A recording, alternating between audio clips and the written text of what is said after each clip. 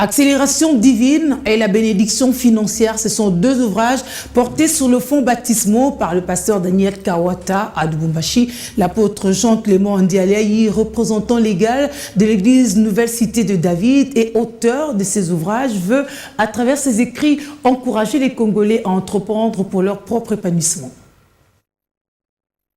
C'est une salle pleine de l'hôtel Pullman de Lubumbashi dans le Haut-Katanga qui a vu porter sur le fonds baptismaux les deux ouvrages de l'apôtre Jean-Clément Ndiaye, représentant légal de la Nouvelle Cité de David. Riche en émotions, cette cérémonie en couleurs a réuni une bonne fourchette des scientifiques, des hommes de Dieu, des politiques ainsi que des lecteurs potentiels. Les deux ouvrages, l'accélération divine et la bénédiction de l'indépendance financière, sont les fruits des recherches et de plusieurs années d'observation de l'auteur Jean-Clément Ndiaye. Je suis en train de révolutionner, de dire que c'est possible. Avec les peu que vous avez, que vous puissiez commencer quelque chose.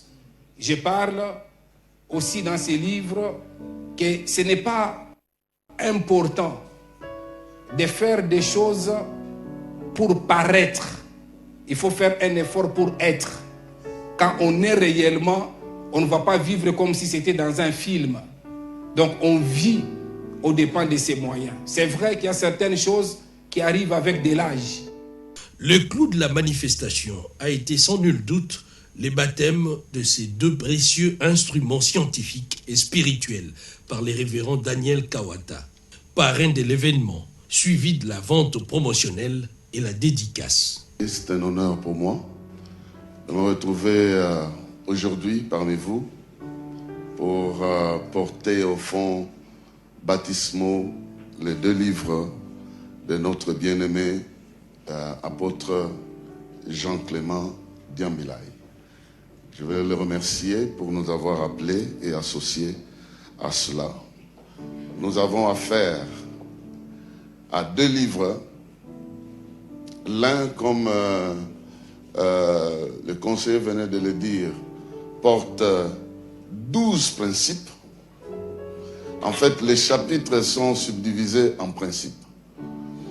Et l'autre, sur l'indépendance financière, n'a pas de chapitre autre que des lois. L'auteur, plus que satisfait, a exprimé sa gratitude.